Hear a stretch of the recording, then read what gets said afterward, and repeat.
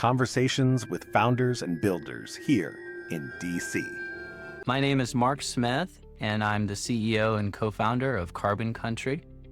Our mission is really to transform the economics of smallholder farms by adding agrivoltaics and carbon removal. How this is relevant to digital assets is that we believe that agrivoltaics is the future of farming, and any renewable energy asset should have Bitcoin mining and battery storage behind the grid. The revolutionary idea here is that farmers can basically create their own energy. They can mine or mint their own money, and they can become their own banks. And if you think about the history of farming and how many people have had their farms taken by the bank, you can just think about how revolutionary making this happen would actually be in terms of the resilience of farming in the United States.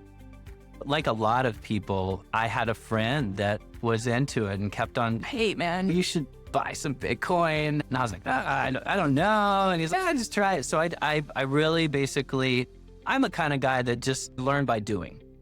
And so I started buying Bitcoin. I think it was like 15,000, just $100 every week, and just started tracking it. And I think if you have skin in the game, you have an incentive to learn more about it. And then next thing I know, I was like, oh, how about this whole ETH business? And then I started acquiring ETH.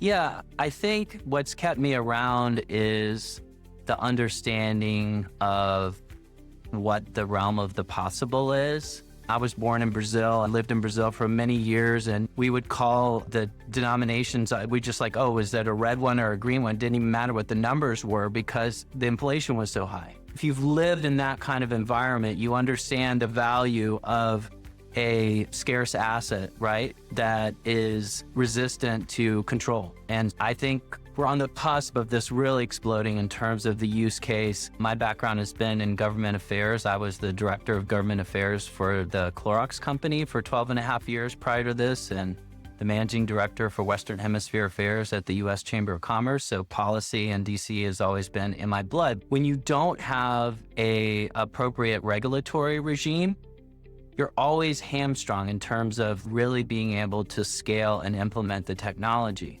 I think the crypto community has gone from being seen as weird and pirates and illegal to legitimate participants in the business community. DC DAO, just proximity and physical ability to just get in a car and be on the hill or in a regulatory agency in a couple of minutes, that's a big deal. And so we actually can have an outsized impact as participants in this space in this DC area because of that. And I think it's our duty as leaders in this space to get that done and to actively participate. It's one thing to tell somebody about something or to read about it.